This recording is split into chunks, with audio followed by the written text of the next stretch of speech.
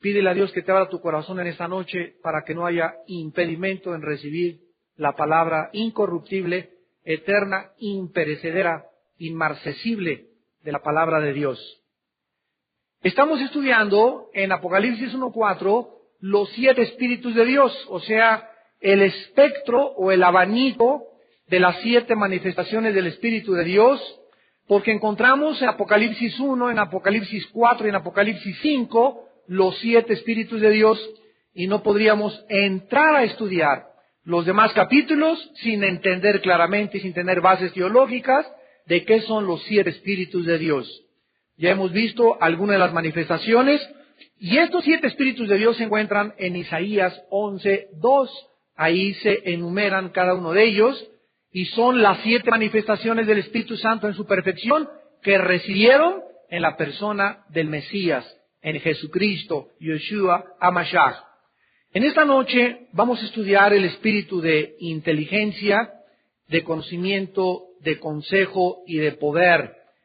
Y en Daniel capítulo 1, dice la Biblia en el versículo 8, que cuando Daniel se encontró preso, cautivo, cuando el rey Nabucodonosor llegó en el año 585 aproximadamente antes de Cristo a Israel, y apresó a todos los jóvenes y se los llevó cautivos a Babilonia, y de ahí comienza en la teología en lo que se llama el tiempo de los gentiles. Desde ese tiempo, Daniel, al llegar a Babilonia, era un muchacho que no solo creía en el Mesías, como muchos actualmente. Les preguntas, oye, ¿crees en Cristo? Sí, sí creo en Cristo. ¿Crees que la Biblia es la palabra de Dios? Claro que sí, si hasta voy a la iglesia cristiana. Muy bien, si tú dices que crees, ¿por qué no tienes convicciones? Si tú realmente dices que crees, ¿por qué sales con esa muchacha que no es cristiana? Y te haces vanas ilusiones, ¿por qué sales con ese muchacho que no es cristiano? Si realmente dices que crees.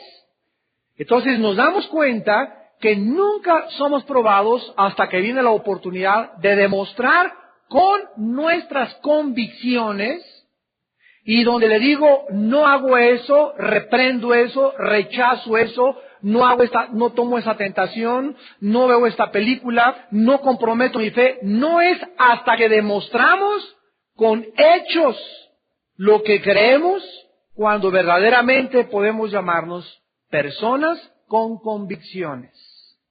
Y lo que más falta dentro de la iglesia cristiana en el mundo son convicciones.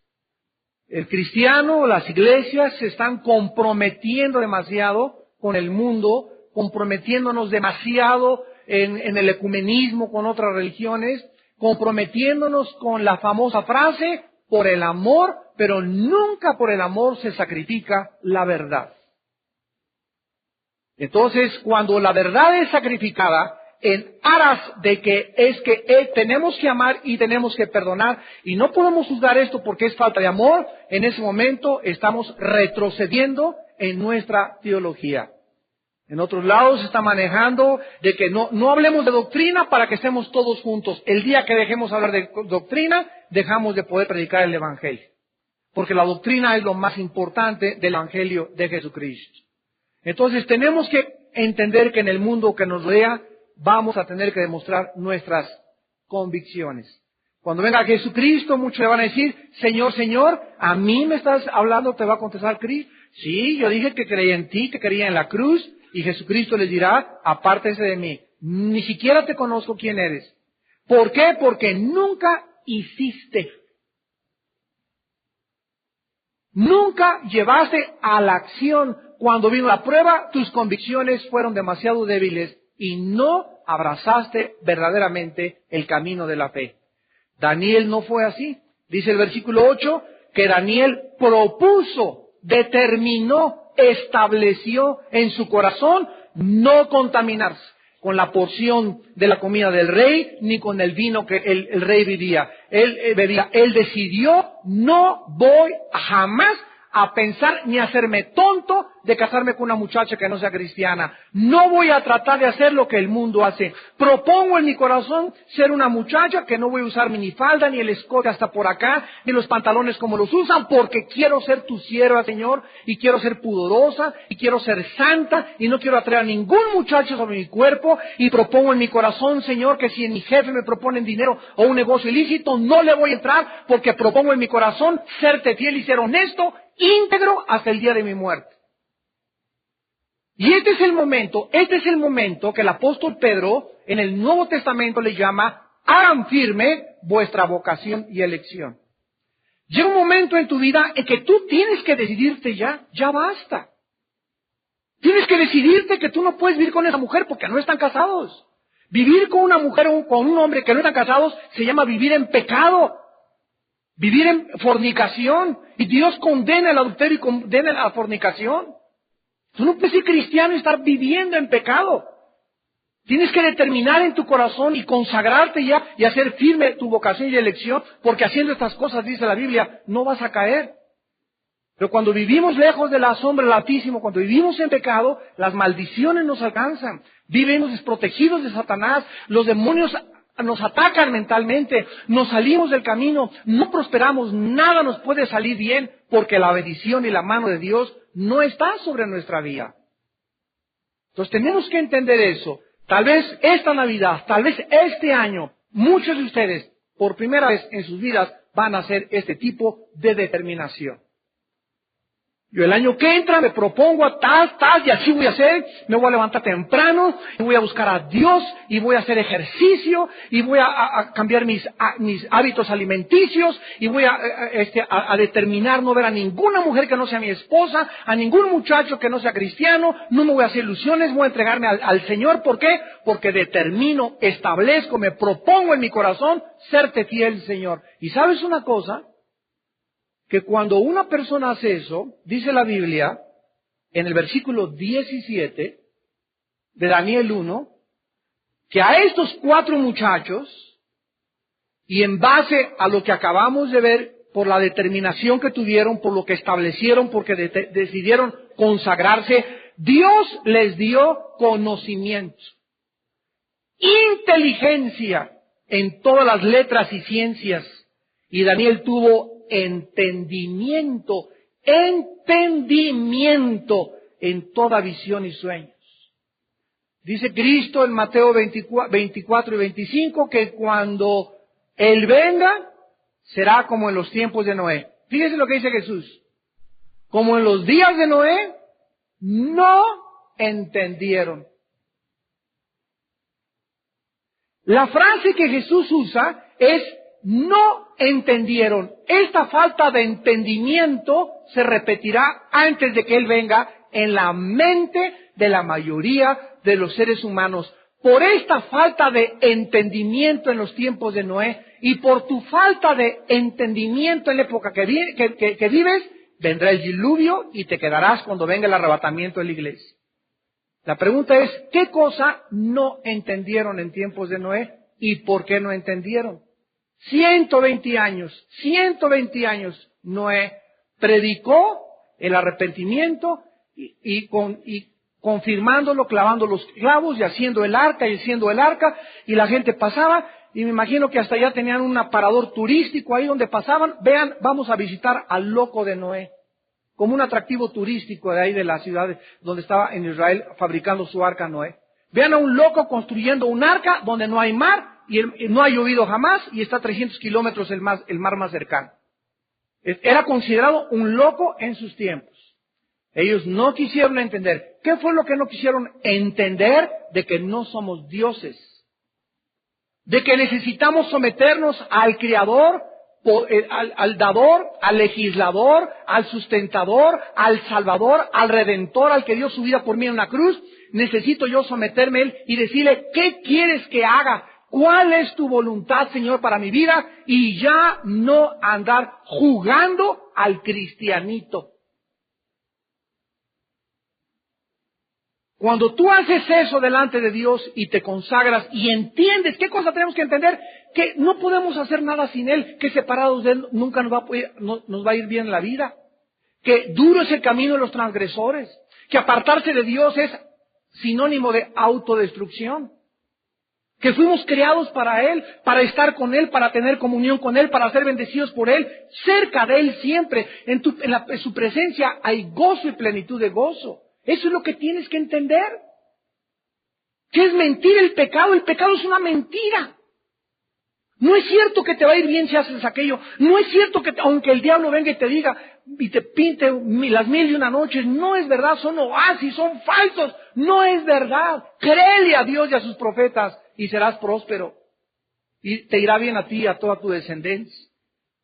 Dios quiere que tú entiendas y Dios les da inteligencia y en todas las letras conocimiento. Un cristiano debe sacar las mejores calificaciones en la secundaria, en la preparatoria, ser el mejor estudiante, presentar la mejor tesis, ser el mejor arquitecto, el mejor plomero, el mejor arquitecto. ¿Por qué? Porque cuando tú estás en Cristo, tenemos un espíritu superior. Tenemos la misma presencia de Dios dentro de nosotros.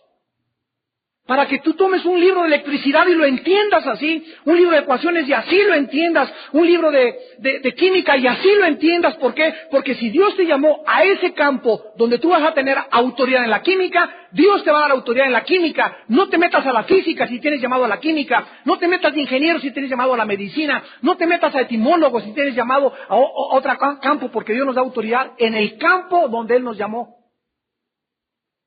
No te mates a estudiar ingeniería si no tienes aptitudes de dibujante ni te gusta la construcción. Y por el hecho de que tu papá fue ingeniero, no vas a ser tu ingeniero. Por eso, tú tienes que atender el llamado del Espíritu de Dios. Y es en nuestro campo de autoridad donde Dios nos da su gracia. Y cuando una persona está funcionando, Michael Jordan, basquetbolista, lo metes al Club América y es un papanatas.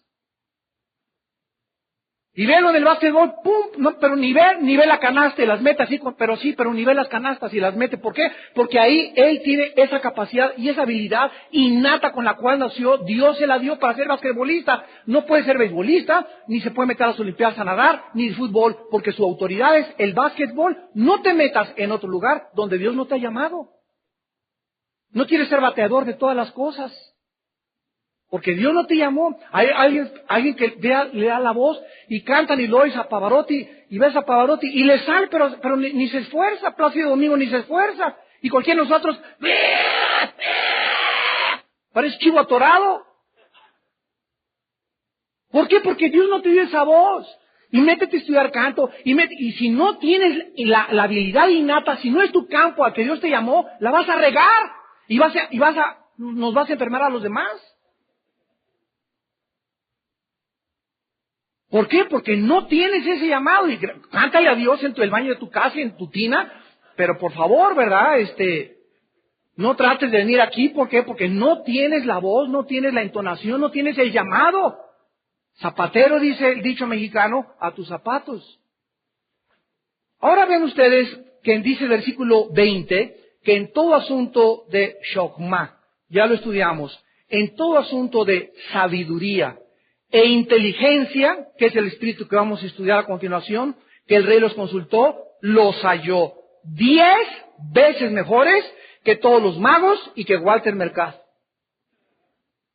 y que los astrólogos que había en todo su reino. Muy bien, la palabra inteligencia en el hebreo es la palabra bina, B grande, Y, N, A, H, bina. Otras veces simplemente se pronuncia en el hebreo bin, B-Y-N, inteligencia. En el griego es la palabra sunesis. Sunesis para que tengan las dos raíces etimológicas. ¿Qué significa ser inteligente de acuerdo a Dios? Porque de acuerdo a los hombres, ser inteligente es una persona que capta todo, ¿verdad? Un niño que ya a los 6 años capta y aprende a hacer la tarea, le llamamos inteligente. Pero en el área espiritual, apúntalo, la inteligencia es el entendimiento o la comprensión para poder distinguir, evaluar entre el bien y entre el mal.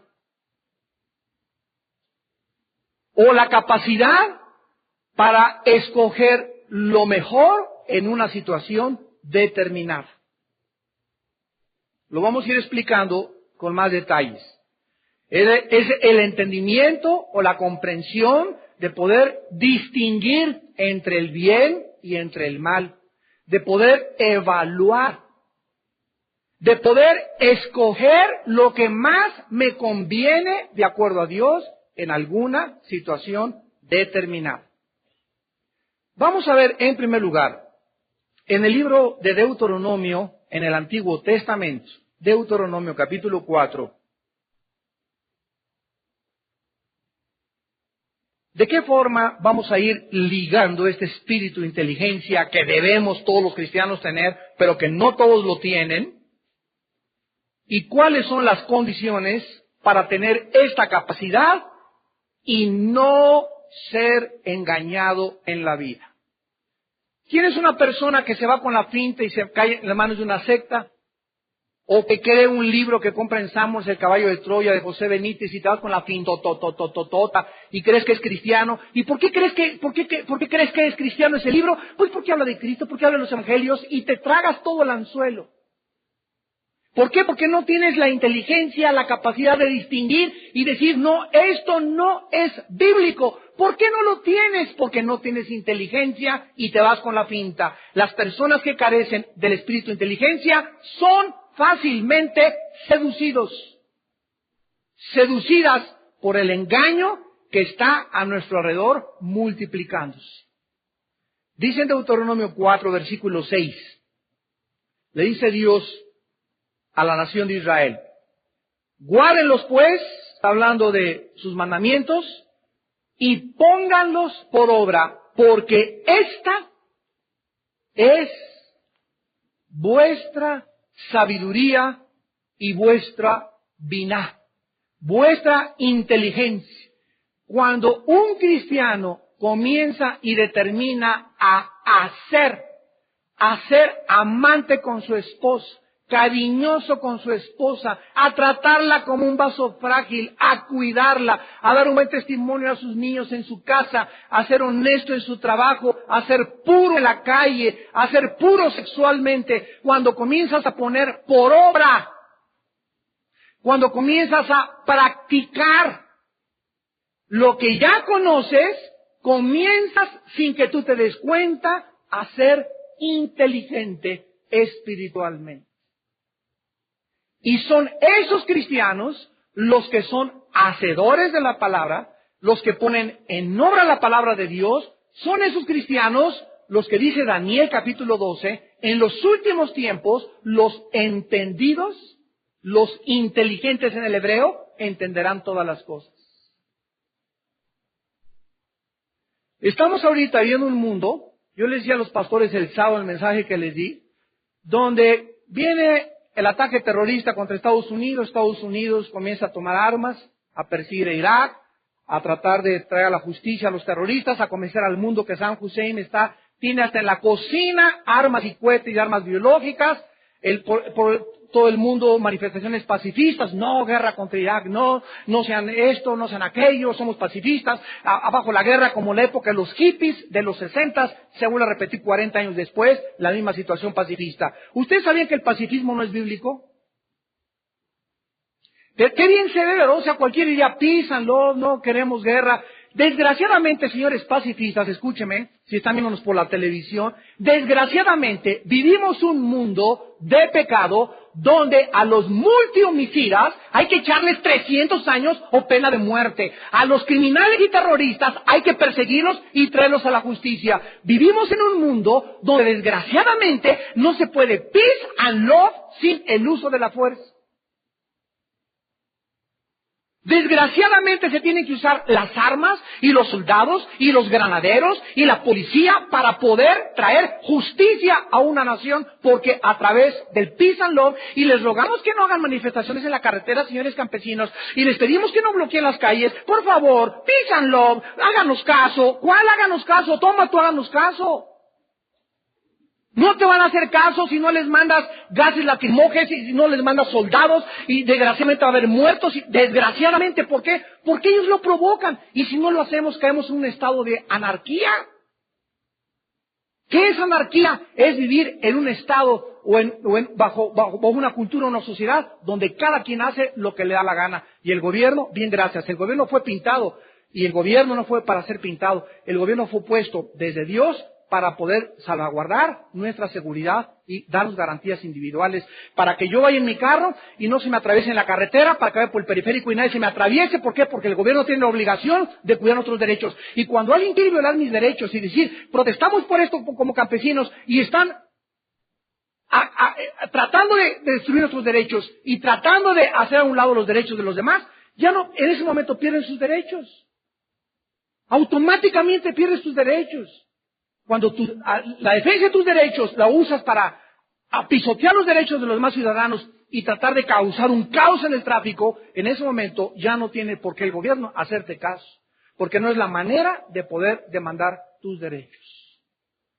Cuando se junta un grupo de homosexuales y llegan a la Cámara de Legisladores y los retratan a la televisión, y están los chamaquitos de 18 años, los dos hombres besándose, los dos nos amamos hasta la muerte y hasta eternamente, y nadie tiene derecho de meterse con nosotros, porque si no les hacemos pum pum, ingratos. Comienzan a agredirnos a nosotros, la sociedad, a mis niños chiquitos, a mis jóvenes, y me están diciendo que pueden adoptar niños, que se pueden casar y que pueden destruir el vínculo más fuerte de toda la sociedad, que es el matrimonio, para que podamos reconocer sus derechos, pisoteando y tratando de destruir la moral de nuestros propios hijos y de la familia mexicana. En ese momento, ¿sabes una cosa? Estás loco de remate. Porque Dios no creó, ¿verdad?, a Adán para que fuera con Jorge ni con Pepe. Dios nos creó varones a los varones y a las mujeres las creó mujeres, para que nos juntáramos hombre y mujer y formáramos la familia y estableciéramos el núcleo más fuerte de la sociedad, que es el matrimonio. En eso yo le doy las gracias, ¿verdad? Y alabo al cardenal Norberto Rivera, que declaró antier, ¿verdad? Es un ataque contra la familia. Gracias a Dios que la Iglesia Católica en ese sentido estamos de acuerdo. No a la homosexualidad, no a los derechos, ¿verdad? Porque es la aberración más grande en la que una sociedad puede caer. Cuando creemos que ellos tienen derecho, y no tienen ningún derecho desde el momento en que están atentando contra el establecimiento más grande de la sociedad, que es el matrimonio. ¿Pero por qué sucede esto? Porque la gente, los mismos cristianos no saben ya ni qué votar, no saben distinguir, o sea, estamos llegando donde no sabemos qué es bueno y qué es malo. ¿Será melón, será sandía? ¿O se podrán las dos cosas? ¿Bush estará haciendo bien o estará haciendo mal? A lo mejor Bin Laden es el héroe y ahora ya los terroristas son héroes y son aplaudidos. Y arriba Irak, y arriba Hussein, protejan a los criminales, muerte a los imperialistas yanquis.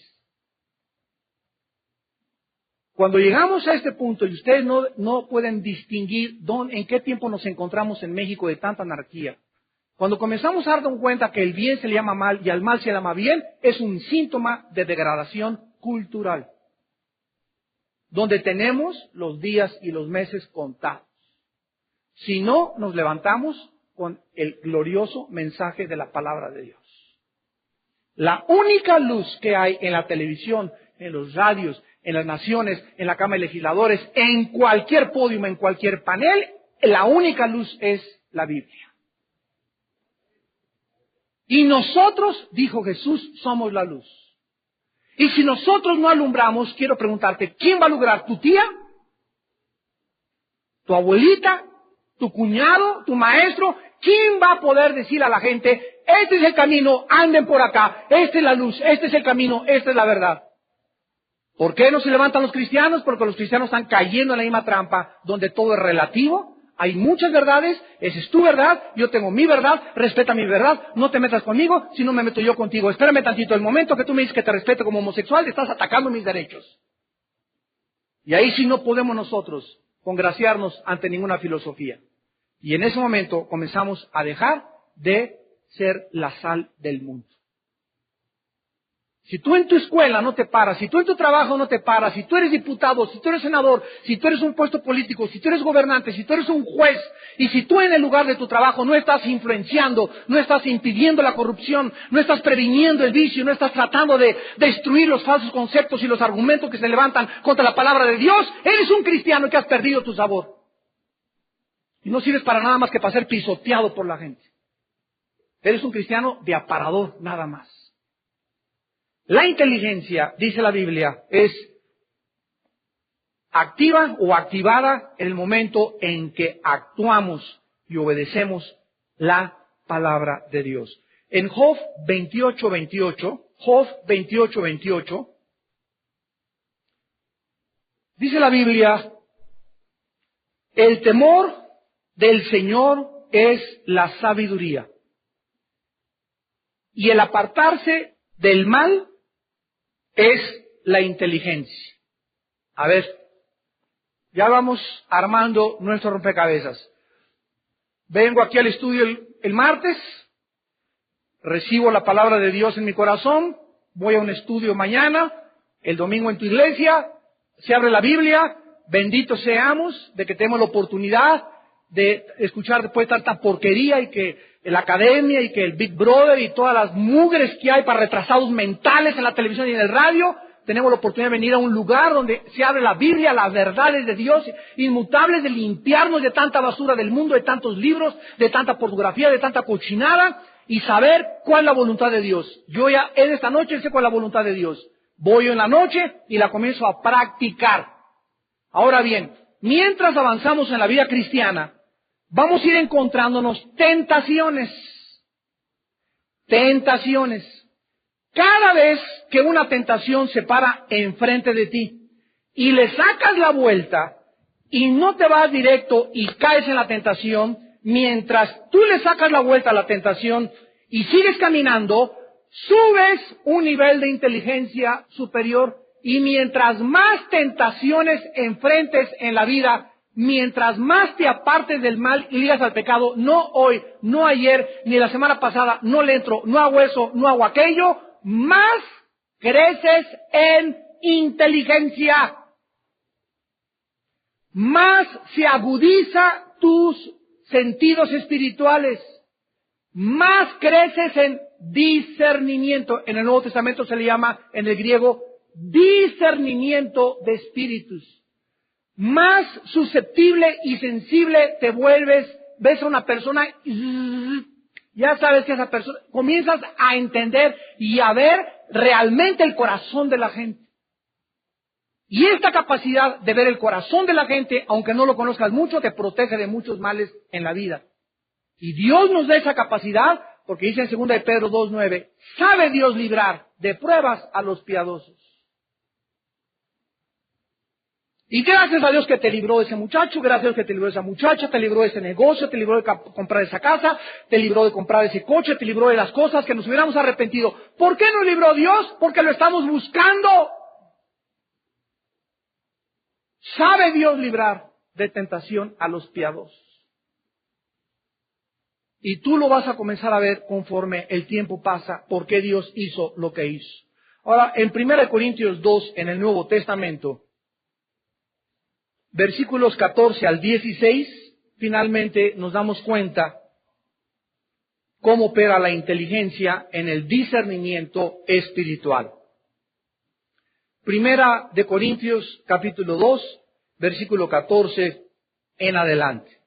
El hombre natural, que es el ser humano que no tiene el Espíritu de Dios, que es el ser humano no regenerado, ese es el hombre natural, dice la Biblia que no percibe las cosas que son del Espíritu de Dios. O sea, todas las cosas que pertenecen al mundo invisible espiritual de Dios, no de Satanás, del reino de Dios, las personas, no importa que sean inteligentes, humanamente hablando, y que tengan 3 títulos académicos, y que tengas el premio Nobel de literatura, y que seas astrofísico, no importa la inteligencia humana que tengas, cuando se trata del mundo espiritual de Dios, eres un papanatas. Eres un bebé. Estás bandeando y no vas a percibir jamás. Por eso vienen a la Biblia los ateos y ¿cómo puede ser la palabra de Dios esto si hay mucha sangre? ¿Cómo puede un Dios bueno mandar a matar a los cananitas? ¿Cómo puede Dios? ¿Por qué? Porque se estrellan, chocan contra el mundo espiritual. No pueden meterse a la Biblia con la mente normal con la que nacimos. Para poder entrar a la Biblia, que es el reino de Dios y el cual nos abre el reino de Dios, tenemos que entrar con la mente de Dios. Porque es la mente de Dios la que inspiró este libro y solo la mente de Dios puede abrir mi entendimiento para iluminar mi inteligencia espiritual y yo comprender, discernir, percibir espiritualmente el mundo espiritual y las verdades de Dios. ¿Me va siguiendo? Jesús lo dijo en Mateo 11, 25 al 28. Te alabo, Padre, porque estas cosas, o sea, las cosas del Espíritu, las cosas de tu reino, las escondiste de los sabios y de los entendidos, según el mundo, y se las revelaste a los niños. Dice en 1 Corintios 2, el hombre natural no percibe las cosas de Dios, porque para él, ¿qué cosa? ¿Sabían ustedes que los ateos, el 90% de los ateos son personas amargadas con Dios? Porque atravesaron alguna vez en su vida, hay 5 tipos de ateos, ¿no? Hay los ateos deshonestos, que ¿por qué eres ateo, verdad? Porque mi maestro es ateo y porque es la moda ser ateo y que al ser ateo y no creer en Dios es signo de estupidez, que otra cosa, es la peor estupidez que puede existir intelectualmente el ateísmo. Y lo más fácil de debatir filosóficamente también. Bueno, es otro tipo de ateos. Pero la mayor parte de los ateos, los que son ateos como Jean-Paul Sartre, como Friedrich Nietzsche, como Ted Turner, el dueño de CNN en el mundo, como Ingersoll, como los grandes que se distinguieron en su ateísmo, como Carlos Marx, como Carlos Darwin, todas estas personas como Sigmund Freud, el padre de la psicología moderna, que era ateo también, y habiendo oído a Cristo, se amargó de Cristo y comenzó a creer que la mente es la respuesta. Los ateos, en alguna época de su vida, no supieron explicar, no entendieron por qué se murió su hermanito, por qué se murió su papá, por qué tembló y les cayó el techo a los niños, por qué sucedió esto, y como no pudieron explicar algo en sus vidas, se traumaron con Dios. Y dijeron en su capacidad y en sus conclusiones lógicas, si Dios fuera amor, no hubiera permitido que se muriera mi perro, no hubiera permitido que se muriera mi hijo, no hubiera permitido aquellas cosas, y como ellos no entendieron lo que sucedió, se cierran y le echan la culpa a Dios, y entonces declaran, Dios no existe. No niegan que Dios exista por falta de evidencias, sino por problemas emocionales. No hay un solo ateo, jamás, ni lo ha habido en la historia, que sea ateo porque diga, no encuentro evidencias para creer que exista un Dios, porque evidencias sobran. Uno de los más famosos ateos del siglo pasado fue Carlos Sagan, un astrofísico, astrónomo, que declaró, el universo siempre es lo que ha estado, ha sido y será. Fuera de esto, no hay nada más que investigar. Nietzsche, el hombre filosóficamente que influyó más en Adolfo Hitler, dijo que Dios estaba muerto. ¿Cómo acabó Nietzsche? Acabó siendo un homosexual a los 38 años de edad y a los 42 años dicen que se sentaba en el piano en su casa y como loco comenzaba a azotarse contra el piano y acabó en un hospital psiquiátrico. El hombre que dijo que Dios estaba muerto murió primero que Dios porque Dios sigue vivo. Las cosas del Espíritu para ellos son locura. Porque no las puede, ¿qué cosa? ¿Qué se necesita para entender la Biblia? Para entender la mente de Dios, para entender los juicios de Dios, para entender las cosas del mundo, para tener una explicación. Necesitamos inteligencia espiritual. Y hay cristianos que tienen al Espíritu de Dios, pero jamás han sido inteligentes espiritualmente. Y ahí, en lo más recóndito de tu corazón, muchos que me escuchan ahorita, ahí en lo más hondo de tu corazón, escúchame, tú estás enojado contra Dios. Y tienes algo contra Dios que no te cumplió en tus años pasados.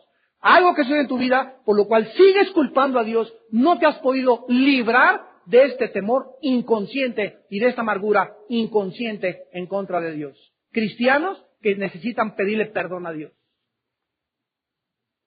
Así es. Y no es hasta que tú le pides perdón a Dios por tu falta de comprensión y por querer retarlo y poder creer que eres más inteligente que Él y por qué no te explico esto, que no eres libre. Porque mientras tengas ese rencor contra Dios y no hayas perdonado tú a Dios, no vas a poder jamás ser una persona libre y menos inteligente espiritualmente hablando.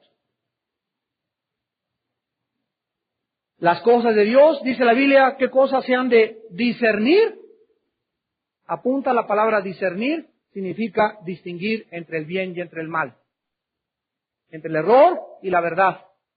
Entre lo blanco y lo negro. Entre lo incorrecto y lo correcto. ¿Qué significa esto? Que el ser humano, cuando nacimos y por naturaleza, nacimos con el alma y el espíritu así, entremezclados. Dice Hebreos 4:2, la palabra de Dios es viva y eficaz y más cortante que toda espada de dos filos y penetra, vean con atención, hasta partir, esa palabra en el griego es dividir el alma y el espíritu. ¿Qué es lo que dentro de mí separa mi alma de mi espíritu? La palabra de Dios. Antes de que yo me enfrentara a la palabra de Dios, mi alma y mi espíritu estaban entremezclados. Como mi alma y mi espíritu estaban entremezclados antes de que fuésemos cristianos, teníamos zonas grises. Y por eso no sabíamos realmente si vivir en amaciato es pecado, o de vez en cuando una canita al aire es pecado, o como muchos narcotraficantes que matan, pero eso sí, comulgan el domingo y mandan dinero al Vaticano, o como políticos, ¿verdad?, que creen que porque tienen una religión, cumplen el domingo, pero roban durante la semana. O sea, no hay una capacidad, bíblicamente hablando, humana, para poder decir, esto está bien y esto está mal. Entonces la Biblia nos separa el espíritu del alma. Fíjense en esto. Ahora, una vez que el cristiano nace del espíritu, se desliga de su alma, Dios comienza a mandarle información a mi espíritu, no a mi alma. Mi alma es la mente. Y Dios es espíritu. Dios no se comunica a mi mente, Dios se comunica a mi espíritu y mi espíritu le pasa la información a mi mente. Mientras más información reciba mi mente, no de Freud, no de Demóstenes, no de Carlos Marx, no de los gurús, sino del espíritu mío que está conectado con Dios, mi mente se va renovando. Romanos 12:2, nos vamos transformando. Hay una metamorfosis mental en la que cada día entiendo. Y mientras mi mente recibe más información de mi espíritu, que está conectado con el espíritu de Dios, porque el espíritu de Dios está en mi espíritu, mi mente le manda órdenes a mi cuerpo. Y mi cuerpo se comienza a convertir en esclavo de mis pensamientos. Ahora a mi cuerpo no le voy a dar, mi cuerpo me dice que atole en la noche, pues no te doy. Esa muchacha, pues no la veo. Y comienza mi cuerpo a tratar, donde está la carne, a rebelarse, y comienzo a sufrir yo. Y el cigarro, pues no fumo, pues no tomo eso, pues no veo esa película, pues no hago ese negocio. Y mientras mi cuerpo reciba más órdenes y más sometido está mi cuerpo a mi mente, más dueño de mí mismo me vuelvo. Más fuerte espiritualmente soy, más fortalezas mentales levanto, más estoy preparado para enfrentarme a las guerras que vienen en el futuro, en los próximos meses, en los próximos años o en el futuro de tu vida y de mi vida. Pero cuando un cristiano se enfrenta a una crisis en la vida y no está transformado en su mente y su cuerpo no está sometido a su mente ni su mente a su espíritu, el cristiano al enfrentar esa crisis, al suelo. Y te noquean por nocaut técnico, Satanás. Y la tragedia más grande es que tú enfrentes una crisis mañana o la semana que entra en tu vida. No sé, ¿verdad? Puede ser la muerte de un ser querido, puede ser un problema, puede ser quién sabe, tantos problemas que tenemos en la vida. Pero si tú los problemas que enfrentas no estás listo y capacitado ni fortalecido porque nunca decidiste y no tienes la inteligencia ni para resolver lo que está pasando, ni la sabiduría para resolverlo, te hundes. Y comienzas a gritar y a pedir auxilio. Porque en ese momento necesitabas, ¿qué cosa? Sabiduría e inteligencia para poder saber cómo está la escapatoria y la puerta de salida. Dice en 1 Corintios 10:13, ninguna prueba nos ha sobrevenido que no sea humana. Pero fiel es Dios, que cuando venga a mi vida la prueba, cuando venga la tentación a tu vida, la tentación a mi vida, las circunstancias adversas y cuando nos vengan las lluvias y los vientos y los ríos, Dios nos dará la puerta para poder escapar. ¿Cuál es lo contrario? Quedarnos atrapados. Hay cristianos que en este momento me están escuchando y están viviendo en cárceles en su vida. Aunque Cristo murió por ellos, están en unas cárceles mentales y creen que no van a salir de ese problema y están prisioneros y tienen temores y tienen angustias y no tienen confianza en el futuro y no tienen seguridad y no tienen paz y no tienen alegría y no tienen esperanza. ¿Por qué? Porque ellos cayeron en esa prisión mental. ¿Por qué cayeron? Porque nunca se consagraron. Nunca hicieron firme su vocación y elección. Nunca determinaron en su vida: Señor, quiero servirte con todo mi corazón y quiero decirle no al pecado. Ya basta. Quiero ser verdaderamente lo que tú me has llamado a ser, digno de la vocación con la que me has llamado. Mientras tú no hagas eso, siempre bandearás. Y estarás como los judíos en el desierto, vuelta y vuelta y vuelta, y ahí te vas a quedar 40 años y sus cuerpos quedaron postrados y jamás entraron a la tierra donde fluye leche y miel. Jamás entraron a la bendición, jamás entraron al descanso de Dios. Vas a pasar a la otra muerte y en tu vida jamás tuviste un día de paz siquiera. ¿Por qué? Por tu desobediencia. Porque nunca quisiste tomar en serio a Dios. Tenemos también el espíritu de consejo. En Isaías 11:2, que es la cuarta manifestación del Espíritu Santo, y aquí se usó la palabra etzá. E de Enrique, T de Tato, S de Samuel, A de Armando, H. Etzá. Y la palabra griega para consejo es boule, con B grande de burro. B-O-U-L-E, boule. Cuando nos convertimos a Cristo, amados santos, desde ese momento Dios anhela darnos shokmah, sabiduría, binah, inteligencia, y Dios anhela con todo su corazón, Dios anhela, como dice en Deuteronomio 4, o si supieran cuánto anhelo bendecirlos y que temieran mi nombre para que les fuera bien en la vida a ellos y a sus hijos. Si supiéramos cuánto ahorita el Espíritu Santo nos está diciendo, o si tú supieras cuánto anhelo aconsejarte yo qué debes hacer en esa situación. Cuando venimos a Cristo, comenzamos a buscar a Dios para que de Él venga su consejo. Ya no vas con el psiquiatra, con el psicólogo, con tu comadre, con la doctora Corazón. Ahora Dios anhela que le busquemos a Él para todas las decisiones que tomemos en la vida. Y ese Espíritu Santo que tenemos dentro de nosotros, lo puso Dios para guiarnos, para aconsejarnos y que podamos caminar en el camino de la verdad. Nosotros tenemos que entender qué es lo que significa este espíritu de consejo, vivir haciendo la voluntad de Dios. Este consejo o esta voluntad de Dios, lo mismo, es recibido por aquellos que han determinado ser santos en toda su manera de vivir. Aquellos que han decidido seguir a Dios en serio. Aquellos que han determinado consagrarse al Señor recibirán sabiduría, inteligencia, consejo. Y si nosotros recibimos el paquete completo en esta vida, qué maravilloso podemos pasar a la otra vida y en la otra vida saber que en esta vida pudimos en abundancia y en su máxima potencialidad disfrutar todas las bendiciones que el Espíritu de Dios tenía para todos nosotros. Miremos rápidamente en el libro de Isaías capítulo 30. Isaías capítulo 30. Que fue esta razón por la cual Dios pronunció este juicio contra su pueblo escogido. Isaías 30, del 1 al 3. Vean ustedes que comienza con un ¡ay! Cuando tú veas en la Biblia un ¡ay! ¿Cuándo hacemos ¡ay! Me duele.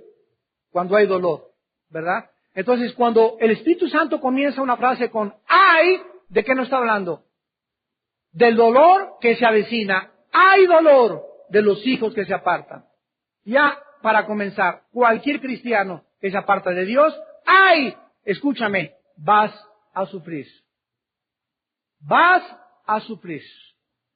Ay de los que se apartan, dice el Señor. Ahora dice la Biblia, para tomar etzá, para tomar consejo y no de mí. ¡Ay! Que vayas y le preguntas a tu cuñadita, ¿qué debo hacer en este problema? Y ni siquiera es cristiana tu cuñada y le andas pidiendo consejo. ¡Ay! Vas a sufrir. Cuando tienes la Biblia, cuando tienes a tus pastores, tienes a tus pastoras, tienes cristianos maduros a quienes pedirles consejo, ¿por qué vas a otro lugar a pedir consejo? ¡Ay! Chihuahua, ¿cuánto apache? En segundo lugar, para cobijarse con cubierta y no en espíritu, o sea, no solamente te alejas de Dios y pides consejo a un psicólogo, pides consejo a un psiquiatra que ni cristiano es, que está más loco que un chivo, y aparte de eso, crees que te vas a cobijar, o vas con tu cuñado, o vas con tu tío, que es el gobernador, o que es el presidente de la república, y crees que te vas a cobijar, y que porque es presidente te va a ayudar, y porque es diputado te va a ayudar, y en ese momento estás dependiendo, y estás viendo al hombre, y no a Dios como tu cobija. ¡Ay! Vas a sufrir. Versículo 2, que se apartan para descender. Escucha, toda persona que se aparta de Dios para pedir consejo del mundo, comienza ¿a qué? A descender. Comienza tu picada. Se apartan para descender a Egipto. Egipto es el símbolo del mundo y no han preguntado de mi boca. Escucha, cuando tú te alejas de Dios y pides consejo en el mundo y buscas una protección falsa que no es Dios, te estás fortaleciendo con la fuerza de Faraón. ¿Quién es Faraón? Satanás. Estás yendo a pedirle consejo a Satanás y poner tu esperanza en la sombra del mundo. Pero la fuerza de Faraón, dice Dios, se te cambiará en vergüenza. Y el amparo de la sombra de Egipto en confusión. Cualquier persona que se aleja de Dios, que cree que puede encontrar consejo en la astrología, que puede encontrar consejo en la psiquiatría, que puede encontrar consejo en la psicología, en su cuñada, en su tío, en su maestro, que no sea cristiano, va a haber en tu vida dos cosas: mucha vergüenza y confusión mental.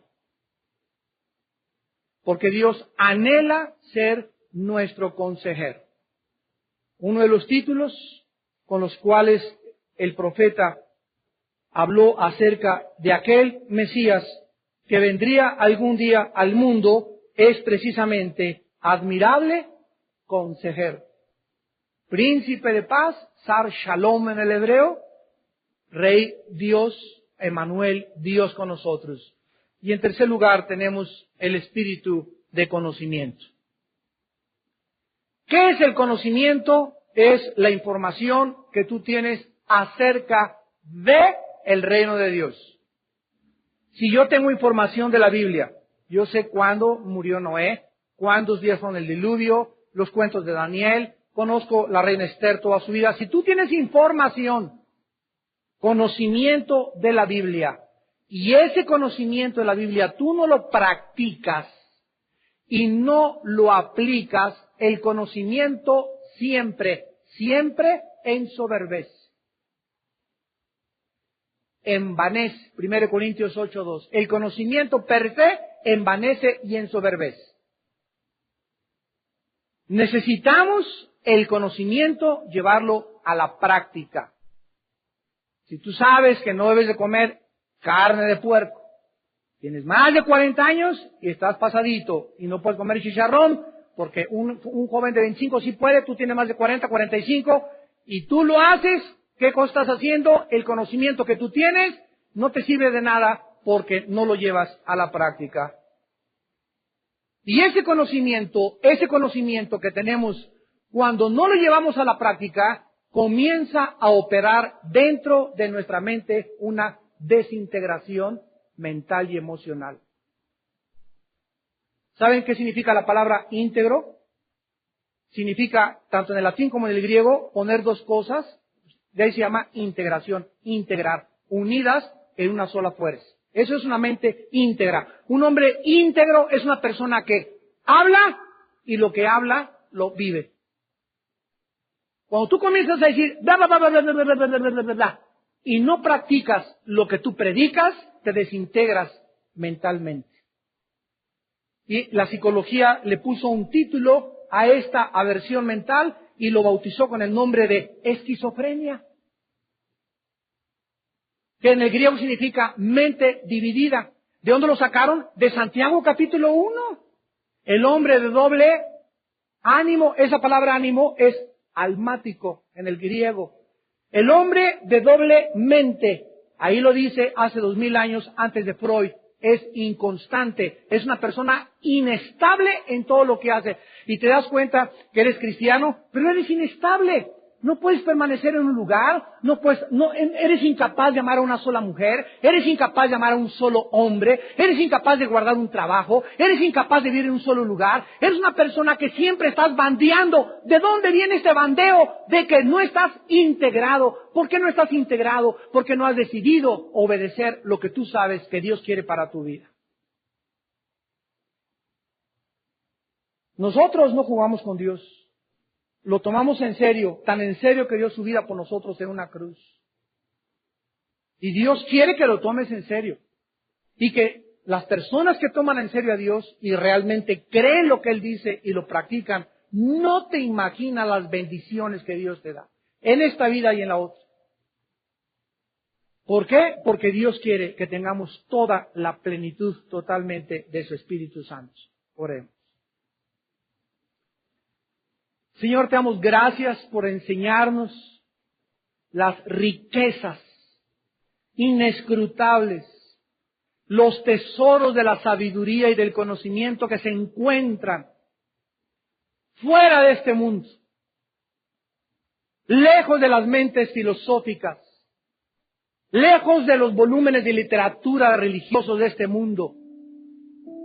Todo esto se encuentra en la Biblia, en tu libro santo que nos has dejado para perfeccionarnos, para traernos a la madurez, para hacernos hombres y mujeres maduros,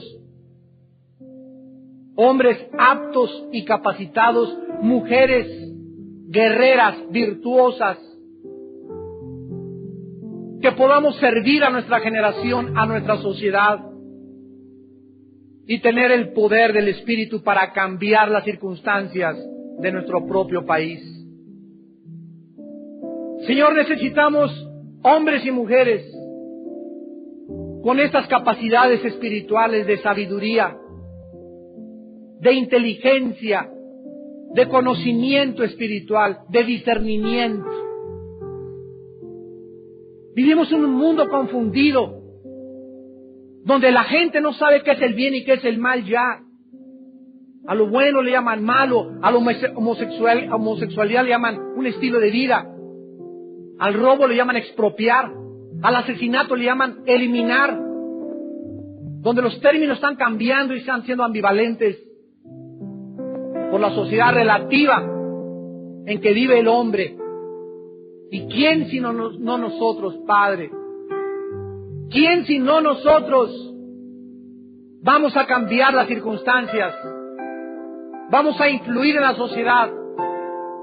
Vamos a revolucionar y alborotar Tlalnepantla, México y la República y el mundo entero. Oh Dios, levanta guerreros, guerreras, matrimonios que se amen, jóvenes santos, puros, transparentes, sinceros, consagrados, a vivir solo por un solo objetivo en su vida, buscar la gloria de Dios. Padre, te damos gracias porque no nos falta nada con tu Espíritu Santo. Estamos completos en Cristo, pero muchos de tus hijos no han querido desarrollarse, crecer, pasar a otro nivel de espiritualidad, porque tienen una mente mediocre, una mente que nunca ha decidido hacer nada en la vida, siempre ambivalente, siempre sirviendo a dos amos, nunca determinando seguir el camino de la santidad. Pero ya basta. En esta noche dite a ti mismo, háblate y dite a ti mismo, ya basta con mi vida. Ya no quiero seguir así. Oh Dios, grítale de lo profundo de tu corazón. Oh Dios, ayúdame. Sálvame, Dios, de la mediocridad, de la irresponsabilidad, de la inestabilidad de mi vida. Ya basta. Quiero hacer las cosas bien hechas, como tú mandas que sean. Y no me importa el sacrificio ni el precio que tenga que pagar. Quiero servirte, Señor, con todo mi corazón. Me consagro a ti en este momento. Te entrego mis afectos, mis sentimientos, y quita de mi vida todo aquello que tú consideres que no proviene de ti. Quítalo, Señor. Limpia mi camino. Purifica mis pensamientos. Dame sabiduría, conocimiento y inteligencia espiritual para que yo pueda vivir una vida y una vida en abundancia para la gloria de tu Santo Hijo Jesucristo, en quien te lo pido y por quien te doy las gracias por haber dado su vida por mí en una cruz y haber derramado su sangre para que ya no viva para mí mismo, sino para aquel que vive por los siglos de los siglos, a quien le doy la gloria y la honra en esta noche, y a quien bendigo con todo mi corazón, a Jesucristo, el Hijo de Dios. Amén.